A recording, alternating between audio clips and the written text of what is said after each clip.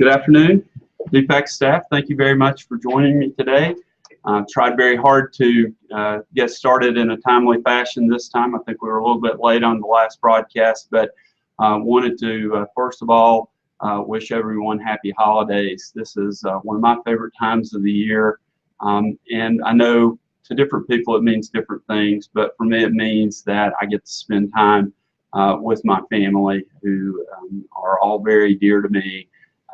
The other special thing about this time of year is that when you've heard me talk about my adoption, the adoption actually occurred just a few days before Christmas in 1967.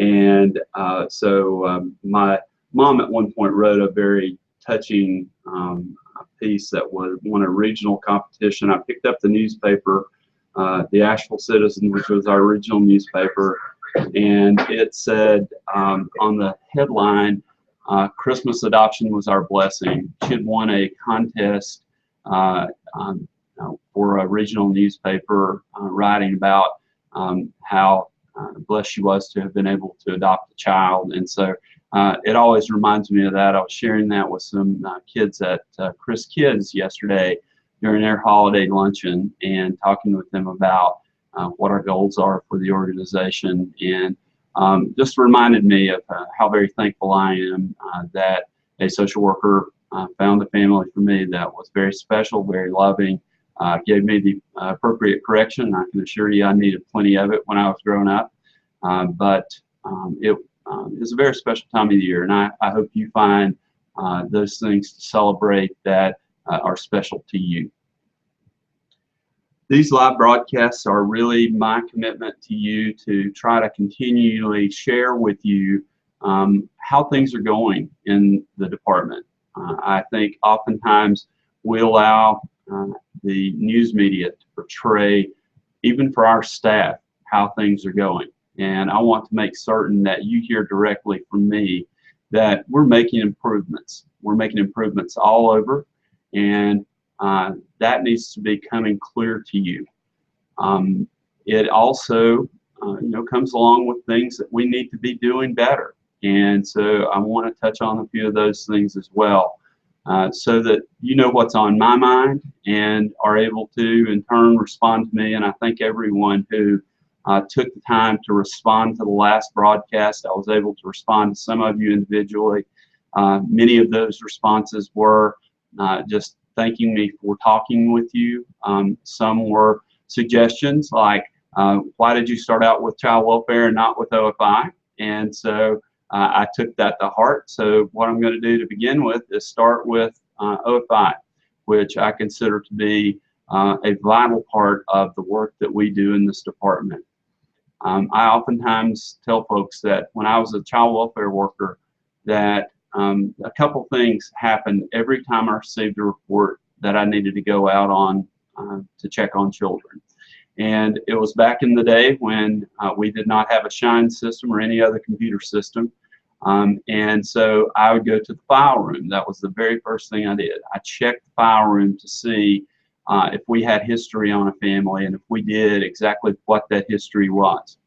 The second stop that I made was leaving the file room. I'd stop by the economic services, is what we called it in North Carolina, but the OFI supervisor, her office, and say, we've gotten a report on this family and this child, and I'm wondering if we have any kind of open cases in Medicaid, food stamps, child care, or TANF. And oftentimes we did. And so my next stop was with the OFI worker to have a conversation about what they knew about the family. The interesting thing is that, and it makes sense, most people share things with their OFI workers that they do not share with the child welfare worker, because the moment a child welfare worker enters their family, their immediate thought and the pressing thought thereafter, even if we reassure them, is that we're going to take their children away. And so it is essential that we have a good, solid relationship between child welfare and OFI.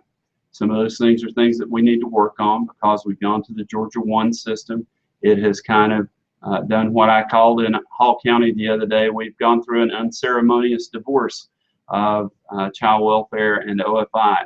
And over the next year, we're going to actually be rejoining those services. And I'll talk a little bit more about that. Before I start on OFI, I want to say something that I try to say every time I talk about statistics. Behind every number is a child, is a family. Don't ever think that when we're talking about numbers, it's without that knowledge. And I want you to also be thinking the same thing. Try to think of cases that you deal with that have children and family in much the same situation. And how does the information that we can gather by looking at numbers apply to those children and families? And what can we learn from that? In OFI, we're dealing with families on what I would think is really the front line of safety for children and families in the state. We're dealing with people who are in dire circumstances, people who need the very basics of life. They need food. The SNAP program helps with that. They need medical care through Medicaid. Oftentimes parents, in order to be employed, need assistance with child care. These are all things that are so important to the family. And also has been shown through many, many years of research that if we attend to these needs on the front end, oftentimes we can head off the family becoming the subject of a child welfare case. So I want you to know how important I consider OFI. So what is our reality in OFI right now? I'm going to talk to you about our reality and where we're going to go. Right now, families are waiting too long to get their benefits. We refer to this as timeliness, and it's something that the federal government measures us on. We currently in food stamps, for instance, have a 78.46% timeliness. That means that almost 22% of our families do not get a timely determination when they're asking for a very basic service that may mean that the children and the family go hungry if they don't get it. Unfortunately, we are also seeing problems in our error rates. And the error rates are not that we are including too many people in the food stamp SNAP program. It's that we're incorrectly determining eligibility, which denies people the opportunity to be a part of the program. And so that is a very real concern. It's a concern that impacts children and families in a real way. If you've ever been hungry, imagine that and think about that multiplied thousands of times for a child or a family who is truly hungry. Being hungry between meals is one thing. Being without food for days on end is quite something else. Unfortunately, right now, we have fallen off what we used to be. This state used to lead the nation in accuracy and timeliness in the food stamp program. Right now, we are 50th in the nation. 50th.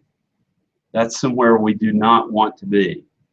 We are really facing a problem in this state, not just on the basis of the fact that we're not serving families and children, which ought to be enough, but the Federal Food and Nutrition Service, USDA, that oversees the food stamp program, the SNAP program, has put us on a warning status that if we do not get the timeliness and error rates corrected, that we can suffer substantial penalties as a state, which will really take away from the amount of money that we can dedicate to serving children and families.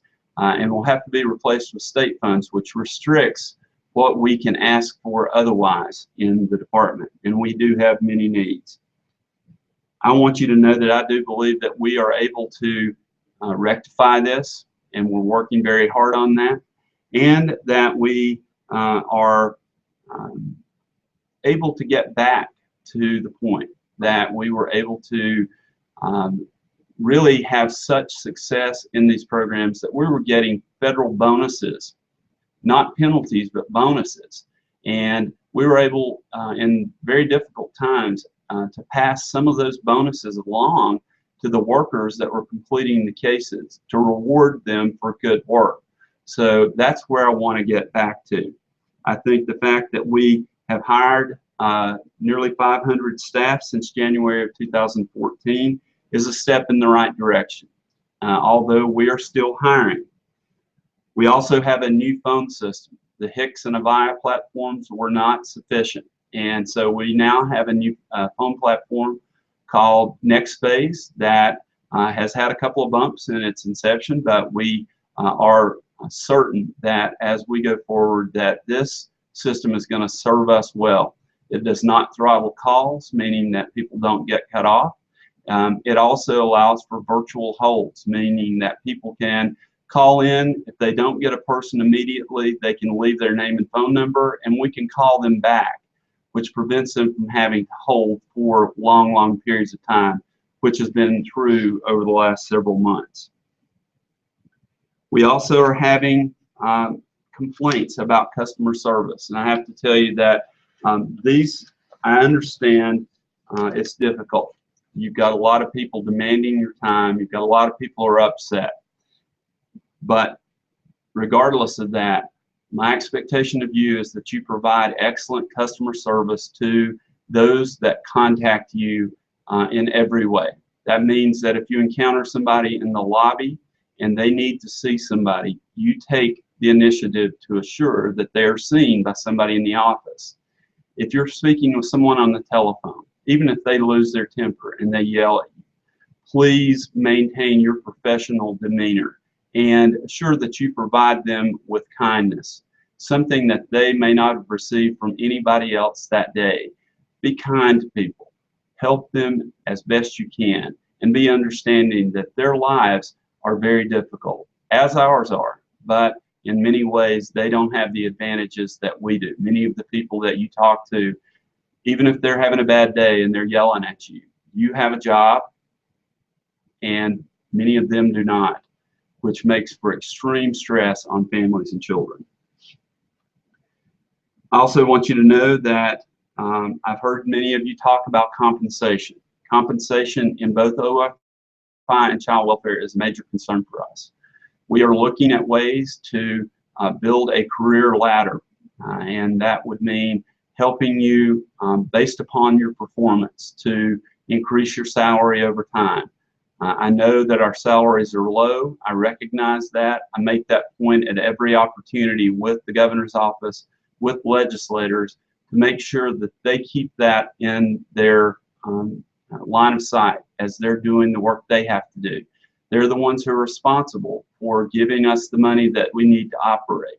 So I encourage you to talk to your local representatives, your state legislators, your senators, your General Assembly members, in order to let them know what you do for work and what you need as a state employee, because it's very important that they do that. They will react to you as a voter in their district in a way that they will never react to me. They work with me, don't get me wrong, but you can vote for them. I cannot. We also are going to be starting our OFI statewide leadership meetings, and those will be coming back in January of 2015. I think that is very important. We will also begin two-day supervisor summits for all OFI supervisors the last week in January of 2015. And then beginning in February, we're going to have OFI universities. These will be held in each region for all OFI case managers. This is all intended to put the attention where it needs to be, to help you understand better the things that you need to do to be timely and to be accurate. And at the same time, we understand we need to give you resources. So we're working very hard to hire more people, to give you better telephone systems in order to make sure that you're able to deliver top quality service to the people that you serve. Now on to child welfare. Child welfare often is that link from the department to the community for families that are in crisis. It's unfortunate that they have to reach crisis before they get to us sometimes, but that's the fact of the matter. Your professional kindness, the way that you deal with a family, can make the difference and they're having an even worse experience with the department, or having an experience that changes the functioning of their family, the way that they live their lives, and the way that they treat their children.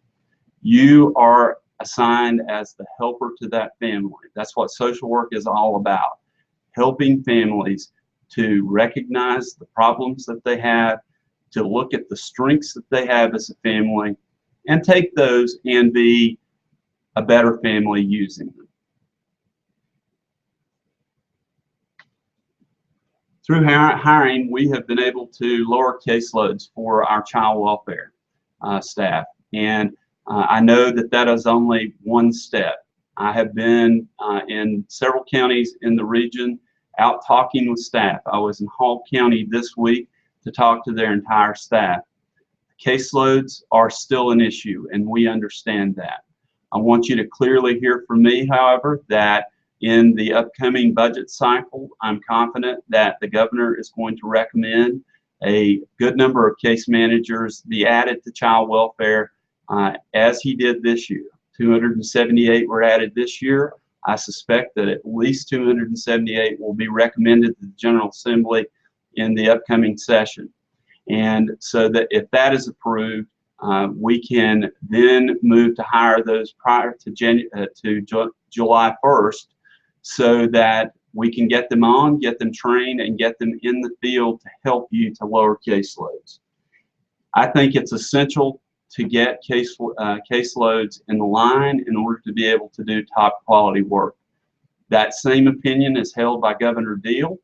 He committed, even before I came to this department, to move our caseloads to no more than 15 cases per caseworker in child welfare on average. And that is a recognition from the highest elected official in the state. He's already met part of that commitment to you by bringing 278 caseworkers this year. We'll get an equal or larger installment this coming fiscal year. And the commitment that he made a couple of years ago was to actually fulfill his promise of 15 cases per caseworker no later than state fiscal year 2017. So there are better and brighter days coming for all of our workers, especially in child welfare. I think you've all seen the caseload numbers go down as we've gotten the new workers on, and I hope that's helped you. I know that it's still a real challenge when you have 20, 25, and even 30 cases and some beyond that. I watch those numbers very carefully all the time. I try to monitor to assure that we're sending caseworkers where we need to through our PRN and staffing agencies, but also to pull your coworkers from different parts of the state who are willing to come to your area to be able to assist you in managing large caseloads. I can tell you that our response times are getting better. That is something that is of great concern to me. We need to be able to get out to see the child in their home, to assess their safety as quickly as possible. Many of those are immediate, meaning that the child's in immediate danger. Other of those require that we get out within 24 hours. Our family support cases can go out to 5 days. We need to make those response times to assure that we're laying eyes on the child, we're assessing, and if the child is in danger, we're getting them out of the situation to protect them.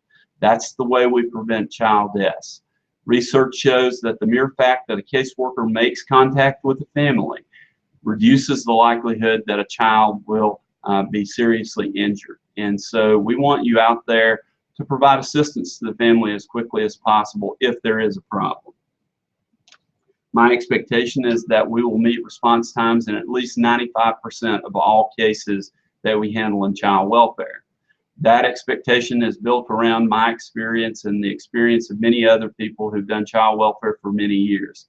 We recognize that in a certain percentage of cases that it will not be possible to make those response times. As hard as we try, families sometimes move, we get bad information, or families intentionally evade us. And so we recognize that percentage, 5%, is a tolerance level that we have to be satisfied with, although we try very, very hard to make it 100% of the time.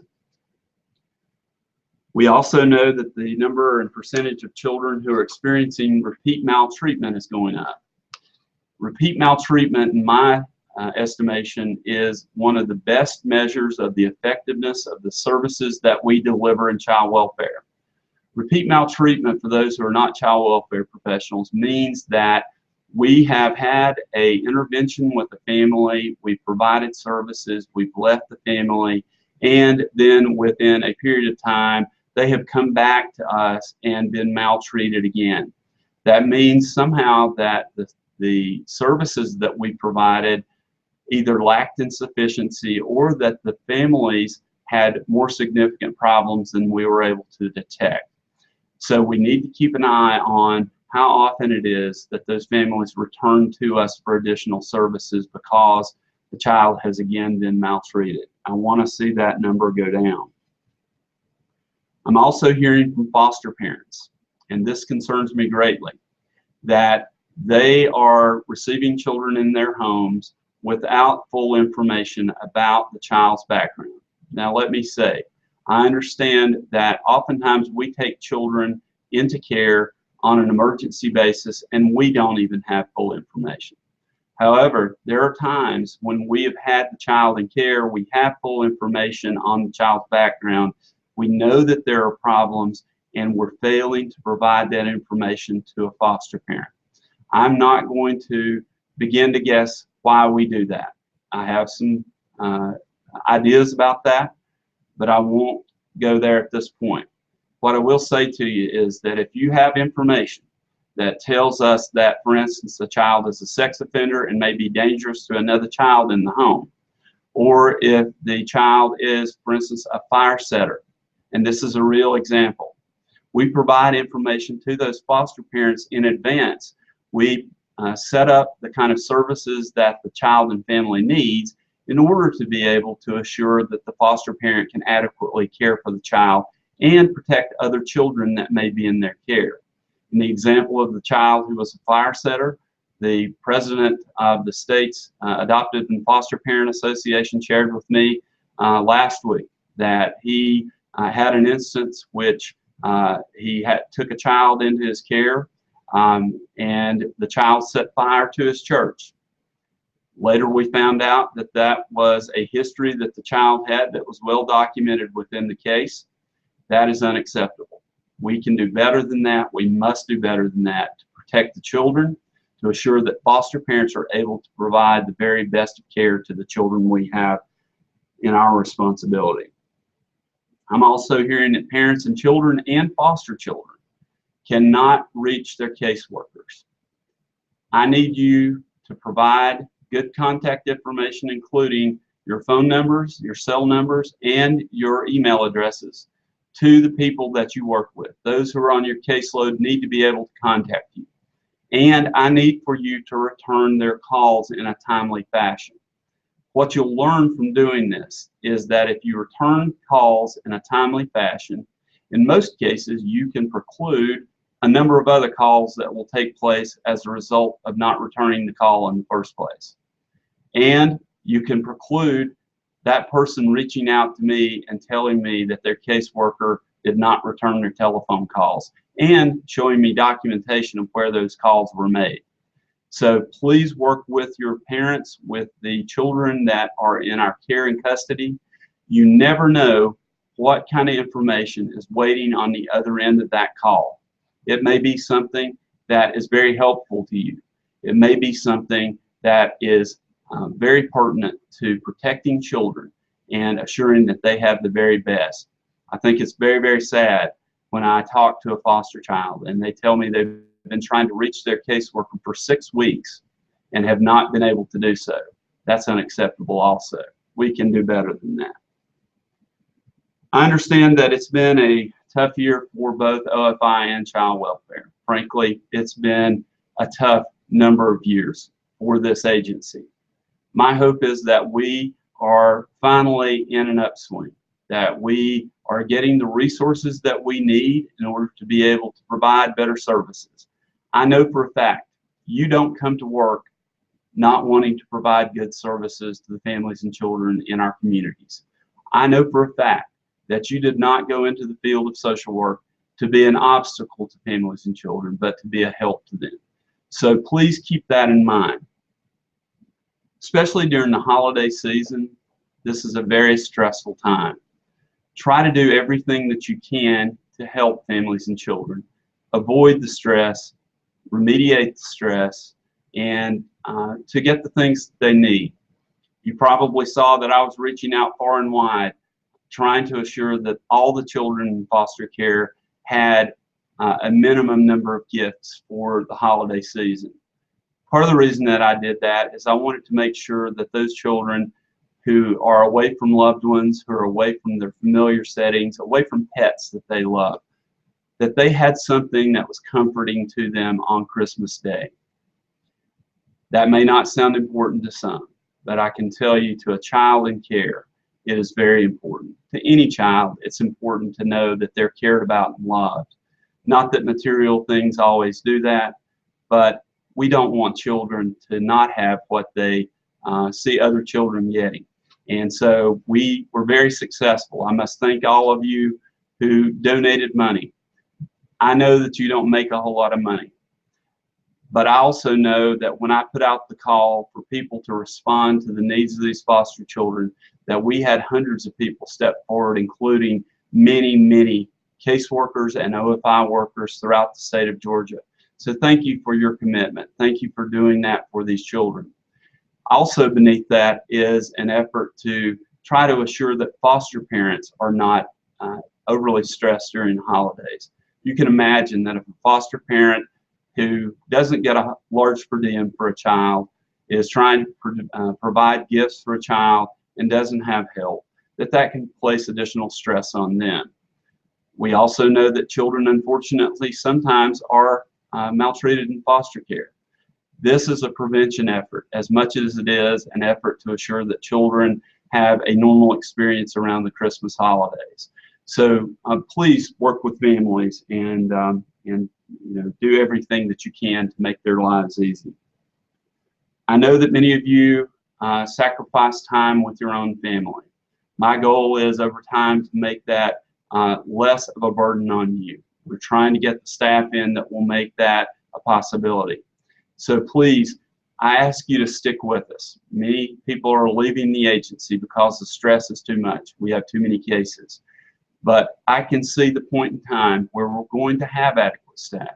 And I need you to help me stabilize this agency. When you hear people talk about the stability of the agency, part of that is about the fact that we've had a number of directors over a very short period of time. I think over the last 10 years, we've had 8 directors.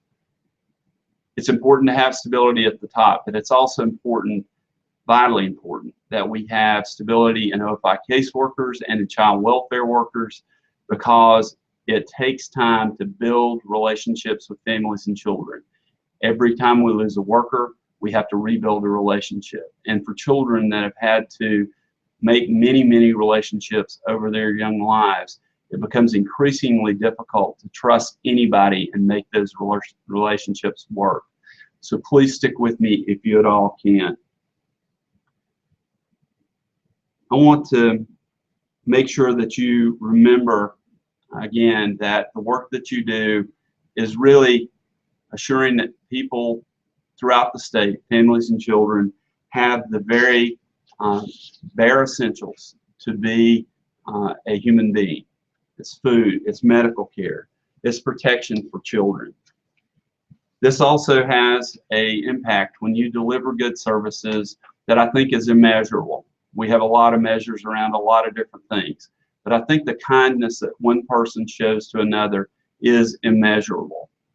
When you are kind to a person, it relieves stress in their day.